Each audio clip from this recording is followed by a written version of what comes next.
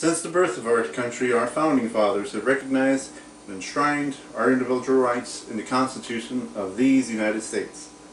One of the most controversial is our right to bear arms. Never has such a statement had so much of an impact on personal freedom and social welfare when it comes to public safety. For a deeper understanding of the controversy, we take a look at an early America, when the western frontier was still largely wild and unknown. It was these frontiersmen that used a musket to carve out a living by hunting game and warding off savages that would threaten their way of life. The musket itself, as a pistol or rifle, was not only cumbersome, but took time to load and wasn't very accurate. By enshrining a right that safeguarded their way of life, our forefathers also had the future of America in mind. For enabling the populace to arm itself, the country would have a ready militia should the need ever arise. As time wore on, the musket gave rise to the rifle, and a more lethal projectile for which to fire, a bullet. The pistol quickly gained in popularity for its size, ease of use, and multi-shot capability, and an improved firing accuracy. The early 1900s also saw the advent of more sophisticated weapons like the semi-automatic and automatic weapons that were capable of dispensing multiple shots within seconds. Built mainly for wartime battlefields, they were quickly adopted by growing crime syndicates that dealt in illicit business. Laws were enacted to help fight the crime bosses who, for the most part, couldn't be convicted under existing laws. Which brings us to the present day, where the crime rate has been declining since its peak in the early 1980s. Although the correlation between gun ownership and crime is still being hotly debated, there is some evidence that there may not be any.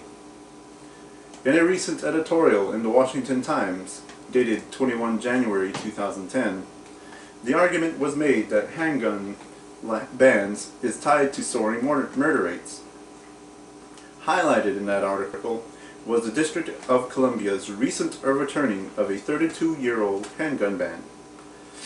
The ban was originally put into place to make Washington a safer place. However, the opposite has happened.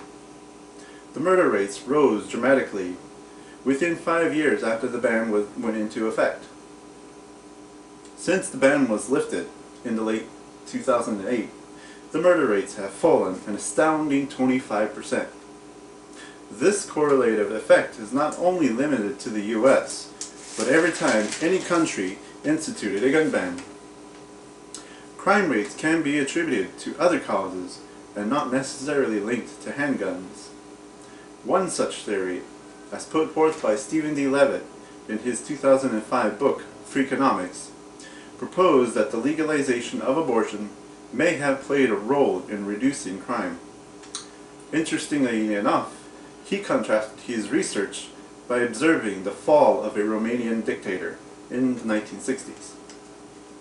Hoping to extend his legacy by instituting a national policy of procreation to build a great military, the dictator was later toppled by the very same young adults he had hoped to conscript.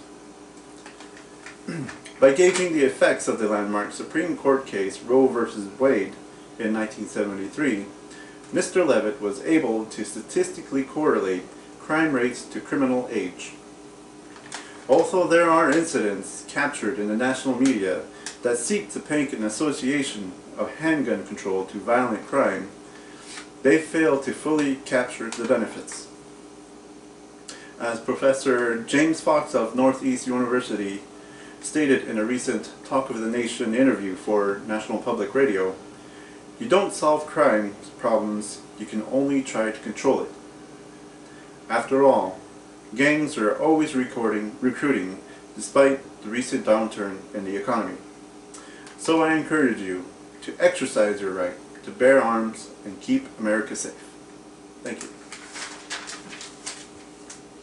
you.